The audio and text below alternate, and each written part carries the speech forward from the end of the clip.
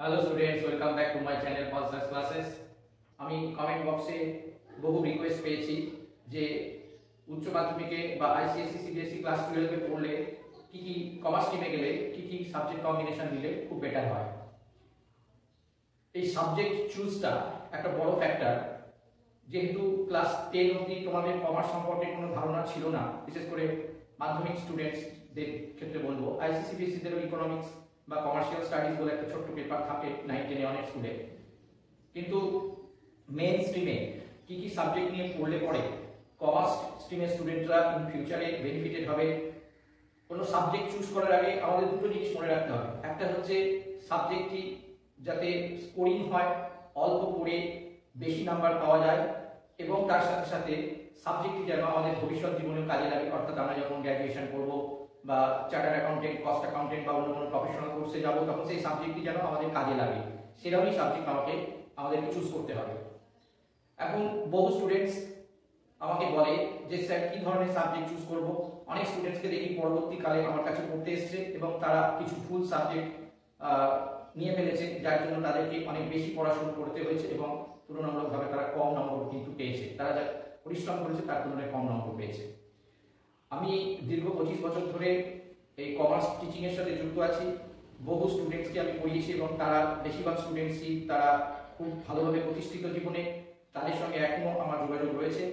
আরো বহু স্টুডেন্টস আছে যারা এখন অ্যাব্রডে সেটেলড, তাদের সঙ্গেও আমার ফোনে হোয়াটসঅ্যাপে নিয়মিত যোগাযোগ রয়েছে, কথাবার্তা চলে, এবং তারা তাদের অফিসিয়াল কাজ করতে গিয়ে যদি কোনো সমস্যায় পড়ে আমাকে তারা ফোন করে, মেসেজ করে যে স্যার এই সিচুয়েশনে কি করব।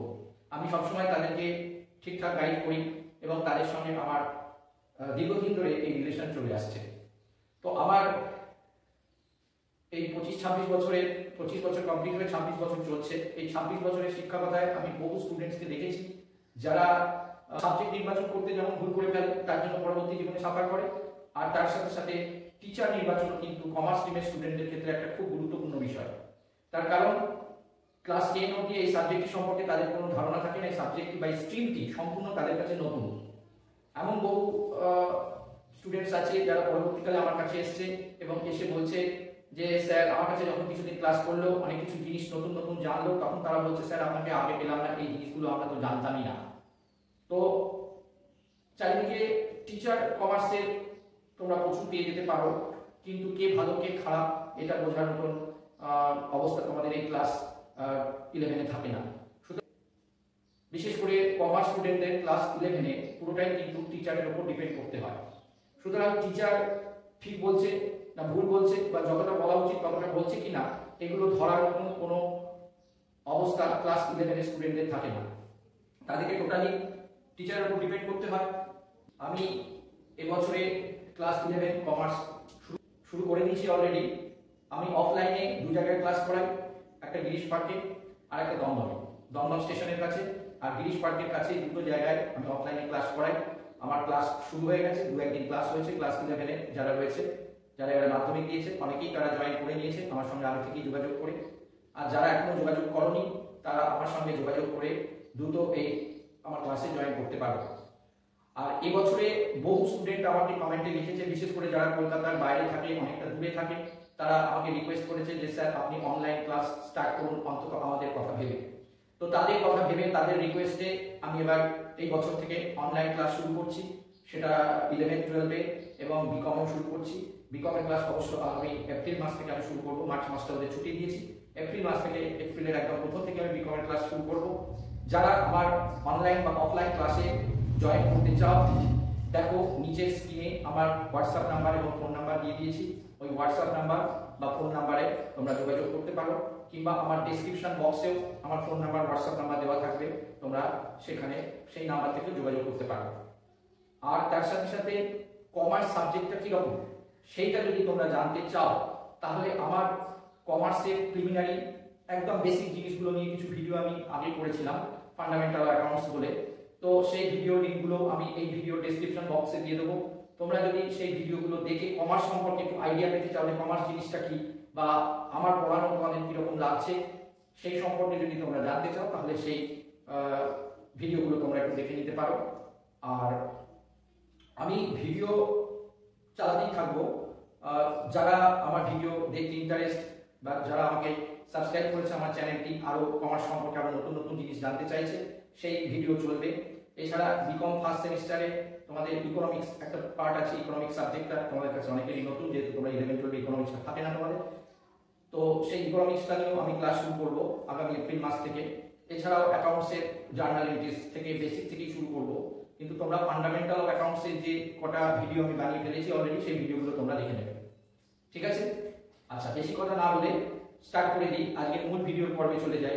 আজকের ভিডিওর মূল পর্ব হচ্ছে যে আমাদের কমার্স স্ট্রিমে কি কি সাবজেক্ট রয়েছে এবং কি কি সাবজেক্ট আমরা চুজ করব যাতে আমরা ভালো স্কোর করতেও পারবো 11-12-এ, এবং তার সাথে পরবর্তী জীবনেও আমাদের এই সাবজেক্টগুলো খুব কার্যকরী হবে। প্রথমে বলি, কমার্সে যে যে সাবজেক্টগুলো আমরা পড়তে পারি সেটা হচ্ছে অ্যাকাউন্টেন্সি। অ্যাকাউন্টেন্সি কম্পালসারি সাবজেক্ট, এটা যারা কমার্স নিয়ে পড়ছে তাদেরকে নিতেই হবে। নাম্বার 2 হচ্ছে কস্টিং অ্যান্ড ট্যাক্সেশন, এটাও খুব স্কোরিং সাবজেক্ট। নাম্বার 3 হচ্ছে ল and audit.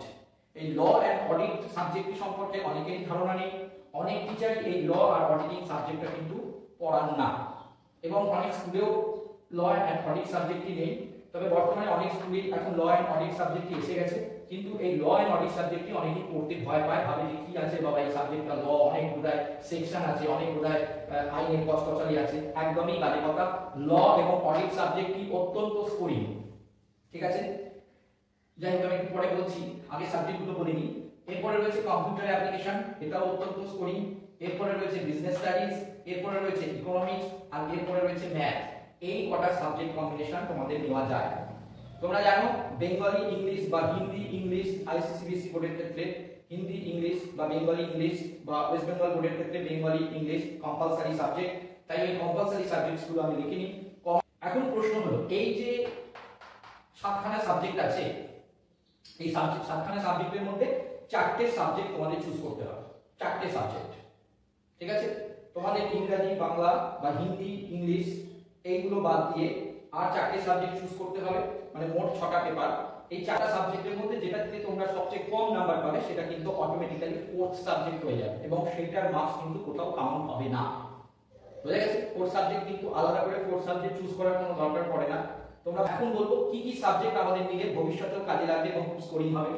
First of all তোমরা অ্যাকাউন্টেন্সি নেবে, নিতেই হবে অ্যাকাউন্টেন্সি। যারা কমার্স স্ট্রিমে পড়তে আসছে অ্যাকাউন্টেন্সি তাদের নিতেই হবে। অ্যাকাউন্টেন্সি কিন্তু খুব সুন্দর, খুব স্কোরিং সাবজেক্ট, খুব স্কোরিং। একটু বুঝতে পারলে অ্যাকাউন্টেন্সি জলের মতন সোজা। কিন্তু আমি বারবার বলবো, অ্যাকাউন্টেন্সি কিন্তু মুখস্থ করবে না, অ্যাকাউন্টেন্সি লজিক্যালি বুঝতে হবে। বেশিরভাগ স্টুডেন্টরাই আমাকে এসে বলে স্যার জার্নাল এন্ট্রি আমরা মুখস্থ করেছি, আমরা রিয়েল নমিনাল পার্সোনাল খুব ভালো করে বুঝতে পারিনি। আমাদের আগের টিচার একটু আধটু রিয়েল নমিনাল পার্সোনাল বলেছিলেন, তারপরে দেখলাম সেসব হচ্ছে না, কিছুই অ্যাপ্লিকেশন করতে পারছি না। আমরা কিন্তু ডাইরেক্ট মুখস্থ করে জার্নাল এন্ট্রি করেছি, এবং তারা আলটিমেটলি জার্নাল এন্ট্রি বলতে পারে না। আর অ্যাকাউন্টেন্সিতে জার্নাল এন্ট্রি ছাড়া কিছুই নেই। যারা অ্যাকাউন্টেন্সি জার্নাল এন্ট্রিটা খুব ভালো করে শিখে নিয়েছে তাদের ক্ষেত্রে অ্যাকাউন্টেন্সি জলের থেকেও সোজা। সুতরাং অ্যাকাউন্টেন্সি সাবজেক্ট তোমাদের নিতেই হবে। নাম্বার 2 তোমরা নেবে কস্টিং এন্ড ট্যাক্সেশন। এই কস্টিং এন্ড ট্যাক্সেশন যেহেতু 11-12 এর স্টার্টিং হচ্ছে, তোমাদের খুব খুব খুব সোজা। এর মধ্যে কিছুটা অঙ্ক থাকে, কিছুটা থিওরি থাকে। অঙ্ক পার্টটা অত্যন্ত সোজা এবং থিওরি পার্টটাও সহজই আছে। তো তোমরা কস্টিং আর ট্যাক্সেশনটা অবশ্যই নেবে। এটা যেমনি স্কোরিং, এবং পরবর্তীকালে এটা বিকম পড়তে গেলে, সিএ পড়তে গেলে, সিএমএ পড়তে গেলে, সিএস পড়তে গেলে, যে কোনো জিনিস হায়ার স্টাডি করতে গেলে, এমকম পড়তে গেলে এই কিন্তু কস্টিং এন্ড ট্যাক্সেশন সাবজেক্টটি অবশ্যই লাগবে। এর পরের সাবজেক্ট তোমরা নেবে ল অ্যান্ড অডিটিং। আমি বারবার বলছি, বহু স্টুডেন্টসই এই ল অ্যান্ড অডিটিং সাবজেক্টের সম্পর্কে জানে না। তারা সবসময় এই বিজনেস স্টাডিজটা নেয়, কেননা তারা বেশিরভাগই যখন সাবজেক্ট চুজ করতে যায় তারা তাদের 5-7 বছর আগে বা 10 বছর আগে পাস করা কোনো দাদা, দিদি, মামা, কাকা, জ্যাঠা এদেরকে জিজ্ঞেস করে। কিন্তু তাদের সময় যে সিলেবাস ছিল সেই সময় এই ল অ্যান্ড অডিট সাবজেক্টটা ছিলই না। এই ল অ্যান্ড অডিট সাবজেক্টটি দীর্ঘ 4-5 বছর হলো আমাদের ওয়েস্ট বেঙ্গলের সিলেবাসে ইনক্লুড করেছে, এবং এটি অত্যন্ত স্কোরিং, ঠিক আছে? এবং 3টে মাত্র লয়ের চ্যাপ্টার আছে, আর 3টে মাত্র অডিটিং এর চ্যাপ্টার আছে। সব মিলিয়ে 3টে 6টা, গোটা বইতে 6টা চ্যাপ্টার।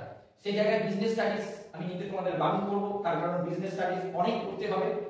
বিজনেস স্টাডিজে মোট 10টা মতন চ্যাপ্টার আছে, 10টা না 11টা মতন 11 চ্যাপ্টার আছে। এখানে যেখানে 6টা আছে, বিজনেস স্টাডিজ এখানে 11টা চ্যাপ্টার আছে, এবং এই 11টা চ্যাপ্টারের মধ্যে বিশাল বিশাল পয়েন্টস আছে এবং প্রচুর প্রচুর টপিকস আছে। তো এটা একটা ফার্স্ট, এবং পরবর্তীকালে বহু স্টুডেন্টস আমাকে বলে যে স্যার আপনি আগে কেন বললেন না, আমরা বিজনেস স্টাডিজ নিয়ে ঢুকে গেলাম, বিজনেস স্টাডিজ নিয়ে আমাদের অনেক বেশি পড়তে হচ্ছে, নাম্বার কম হচ্ছে। তার জায়গায় আমরা ল অ্যান্ড অডিট দিলে অনেক ভালো নাম্বার পেতাম।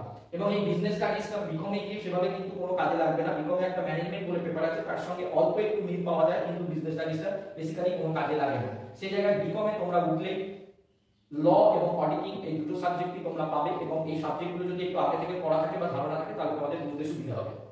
তাই জন্য আমি তোমাদের বলবো ল অ্যান্ড অডিটিং নিতে। আরেকটা হচ্ছে কম্পিউটার অ্যাপ্লিকেশন। অবশ্যই কম্পিউটার অ্যাপ্লিকেশন নেবে, কারণ কম্পিউটার অ্যাপ্লিকেশন অবশ্যই তোমাদের দরকার। কম্পিউটার অ্যাপ্লিকেশন ছাড়া তাদের কিছু সম্ভব নয়। এবং কম্পিউটার অ্যাপ্লিকেশনের মধ্যে প্র্যাকটিক্যাল পার্টও আছে, সেটাতে ভালো স্কোর করা যায়। এবং কম্পিউটার অ্যাপ্লিকেশনের খুব স্কোরিং পেপার।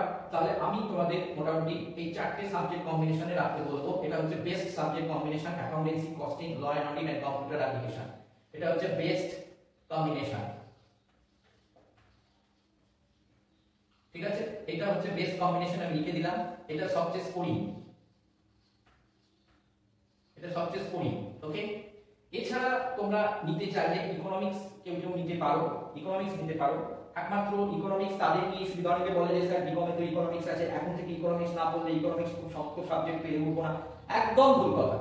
একটা সময় ইকোনমিক্স বিকমে একটা প্রেশার ছিল, কিন্তু এখন বিকমে ইকোনমিক্সের নতুন সিলেবাসটা একদম হালকা করে দিয়েছে, এবং যেটুকু আছে সেইটুকু এই বিকমে শিখে নেওয়া যায়। এর জন্য আলাদা করে ইকোনমিক্স পড়তে গিয়ে ক্লাস 12 11-12 ইকোনমিক্স পড়তে গিয়ে মাথা খারাপ করে লাভ নেই। কারণ ইকোনমিক্স আগে আর্টসের, কমার্সের, সায়েন্সের আলাদা ভাগ ছিল। ক্লাস 11 এ ইকোনমিক্স, 11-12 ইকোনমিক্সে আর্টসের ইকোনমিক্স, সায়েন্সের ইকোনমিক্স, কমার্সের ইকোনমিক্স আলাদা ভাগ ছিল। কিন্তু এখন ইকোনমিক্সটা একটা সাবজেক্ট করে দেওয়া হয়েছে, আর্টস, কমার্স, সায়েন্সে একই ইকোনমিক্স পড়তে হবে। এইটা করতে গিয়ে ইকোনমিক্সের সমস্ত কিছু কভারেজ দিতে গিয়ে, মানে আর্টসের পোরশনের কভারেজ, সায়েন্সের পোরশনের কভারেজ, কমার্সের পোরশনের কভারেজ, এগুলো দিতে গিয়ে প্লাস স্ট্যাটিস্টিক্স, ইকোনমিক্সের মধ্যে 2 নম্বর মতো স্ট্যাটিস্টিক্স আছে। তো এই সমস্ত করতে গিয়ে ইকোনমিক্সে ক্লাস 11 এ 22টা চ্যাপ্টার আছে, 22টা, এবং ক্লাস 12 এও প্রায় 22টা মতো চ্যাপ্টার আছে। এবং এই চ্যাপ্টারগুলোর মধ্যে 8 থেকে 10টা চ্যাপ্টার আছে যেগুলো 8-10 পাতার চ্যাপ্টার, এবং যেগুলো থেকে মাত্র একটা এমসিকিউ আসবে। এই একটা এমসিকিউ এর জন্য 8 থেকে 10 পাতা তোমাকে পড়তে হবে। আর কোথা থেকে এমসিকিউ আসবে সেটা তুমিও জানো না, আমিও জানি না, কারণ এমসিকিউ এর ওইভাবে পড় বলা, মানে একদম সাজেশন বলা সম্ভব না। তো সেই জন্য ইকোনমিক্সটা প্রচুর পড়তে হয় এবং কম নাম্বার আসে। তাই জন্য আমি বলবো ইকোনমিক্স কিন্তু একেবারেই স্কোরিং নয়, তাই তোমরা ইকোনমিক্স না নিলেই বেটার। তবে কেউ যদি ইকোনমিক্সে অনার্স নিতে চায় তাহলে কিন্তু সেই ইকোনমিক্স নিয়ে পড়তে পারে। কেউ যদি স্ট্যাটিস্টিক্যাল ইনস্টিটিউটে, আইএসআই তে পড়তে চায়, ইন্ডিয়ান স্ট্যাটিস্টিক্যাল ইনস্টিটিউটে পড়তে চায়, ইকোনমিক্স নিয়ে অনার্স নিতে চায় বা ইকোনমিক্স নিয়ে ফার্দার স্টাডি করতে চায়, সেক্ষেত্রে সেই ইকোনমিক্সটা নিতে পারে। আদারওয়াইজ কিন্তু ইকোনমিক্সের কোনো দরকার নেই। তবে এটাও বলবো ইকোনমিক্সের সাথে সাথে কিন্তু ম্যাথটাও অবশ্যই নিতে হবে। যারা ইকোনমিক্স নিচ্ছে তাদের কিন্তু ম্যাথটাও অবশ্যই কিন্তু নিতে হবে। ইকোনমিক্স আর ম্যাথ কিন্তু দুটো হচ্ছে একবারে কম্পালসারি, কারণ তুমি ইকোনমিক্স নিলে কিন্তু ম্যাথ নিলে না, তাহলে সেই ইকোনমিক্সে খুব একটা দাম পাবে না। কারণ তোমার ভবিষ্যতে যদি তুমি বিএসসি অনার্স নিয়ে পড়তে চাও ইকোনমিক্সে, তাহলে তোমাকে অবশ্যই সাথে ম্যাথ কম্বিনেশনটা রাখতে হবে ক্লাস 11-12 এ, তাহলে কিন্তু তুমি বিএসসি ইকোনমিক্সের অনার্সই পাবে না। হ্যাঁ, আর্টসের ইকোনমিক্স তুমি পেতে পারো রবীন্দ্র ভারতীতে যেগুলো পড়ানো হয়, বিশ্বভারতীতে যেগুলো পড়ানো হয়, সেই ইকোনমিক্সের কিন্তু খুব একটা দাম তুমি পাবে না। তাই ইকোনমিক্স নিতে গেলে তোমাকে ম্যাথটাও অবশ্যই নেওয়া উচিত। আরো একটা কথা বলবো যে অনেক সময় কমার্সের স্টুডেন্টসরা প্রথম দিকে ভাবে যে ম্যাথটা আমরা নিয়ে ইকোনমিক্স নেব না, আমরা ধরে নিলাম accountancy, cost tax, computer application বা বিজনেস স্টাডিজ, তার সঙ্গে ম্যাথ, অনেকে পাকামো করে ম্যাথটা নিয়ে ফেলে। কিন্তু কমার্সের এই ম্যাথ হচ্ছে কমপ্লিট সায়েন্সের ম্যাথ। এইখানে ম্যাথে কিন্তু আলাদা কোনো ভাগ নেই। এই ম্যাথ হচ্ছে কমপ্লিট সায়েন্সের যা ম্যাথ, সেই ম্যাথই তোমাদের পড়তে হবে, same math, same syllabus, same বই। তো এই ম্যাথটা অনেকটাই হার্ড। আমরা সাধারণত জানি যে কমার্সের স্টুডেন্টসরা ম্যাথটা পছন্দ করে না বলেই তারা কমার্স পড়তে আসে, তাহলে আবার ম্যাথ নিয়ে তাদের কোনো লাভ হয় না। এবং বেশিরভাগ স্টুডেন্টকে দেখি তারা ঝোঁকের বসে ম্যাথটা নিয়ে ফেলেছিল তাদের সাবজেক্টের মধ্যে, কিন্তু তারপরে দেখা গেল সেই ম্যাথটা তারা পড়লোই না, 10-12 এরকম নাম্বার পেলো, গিয়ে ওটা ম্যাথটা 4th সাবজেক্ট হয়ে গেল। তাহলে আলটিমেটলি ম্যাথ নিয়ে কোনো লাভ হলো না। সুতরাং ম্যাথ নিয়ে কমার্সের ছেলেদের না নেওয়াটাই বেটার। তবে কারো যদি অ্যাম্বিশন থাকে যে সে ম্যাথ নিয়ে কিছু করতে চায়, ইকোনমিক্সের সাথে ম্যাথটা রাখতে চায়, তাহলে সে অবশ্যই ইকোনমিক্স আর ম্যাথটা নিতে পারে। কিন্তু ইকোনমিক্স আর ম্যাথ কিন্তু কোনোটাই স্কোরিং পেপার নয়, ঠিক আছে? তাহলে আমি কি বলতে পারি, আমাদের যারা ভালো স্কোর করতে চায় এবং ভবিষ্যতেও এই সাবজেক্টগুলোকে কাজে লাগাতে চায়, তাহলে তাদের চুজিং সাবজেক্ট হবে accountancy, costing and taxation, law and audit and computer application. এই চারটি কম্বিনেশনই তাদের নেওয়া উচিত। It is the best combination for getting higher score. আশা করছি তোমাদের সাবজেক্টে কি কি কম্বিনেশন নেওয়া উচিত, কেন নেওয়া উচিত সেই ব্যাপারে বিস্তারিতভাবে বোঝাতে পারলাম। আর আমার এই ভিডিওটি যদি তোমাদের ভালো লাগে, তোমরা যদি আরো আমার নতুন নতুন ক্লাস শুনতে চাও, কমার্সের উপরে, ইকোনমিক্সের উপরে, বিকমের উপরে আরও আমি নতুন নতুন ক্লাস করব, নতুন সাজেশানও দেবো। এই বছরে আমি এইচএস এর সাজেশান দিয়েছিলাম, অ্যাকাউন্টেন্সি দিয়েছিলাম, কস্টিং ট্যাক্সেশনে দিয়েছিলাম, বিজনেস স্টাডিজে দিয়েছিলাম, ল অ্যান্ড অডিটে দিয়েছিলাম। সমস্ত সাজেশনই খুব সুন্দর মিলেছে এবং সবাই খুব খুশি। তো তোমরা যদি আমার ক্লাসটি ফলো করতে চাও বা আমার কাছে অফলাইনে বা অনলাইনে ক্লাস করতে চাও, তাহলে অবশ্যই আমার এই চ্যানেলটিকে তোমরা সাবস্ক্রাইব করে দেবে এবং পাশের বেল আইকনটি প্রেস করে দেবে, যাতে নতুন কোনো ভিডিও আপলোড হলেই তোমরা দেখতে পারো। এবং তার সাথে সাথে তোমরা কমেন্টে লিখবে আমার এই ভিডিওটি কেমন লাগলো, আর আমার এই ভিডিওটি আরও বেশি বেশি করে তোমরা তোমাদের বন্ধুদের কাছে শেয়ার করবে। আজ এখানেই শেষ করলাম।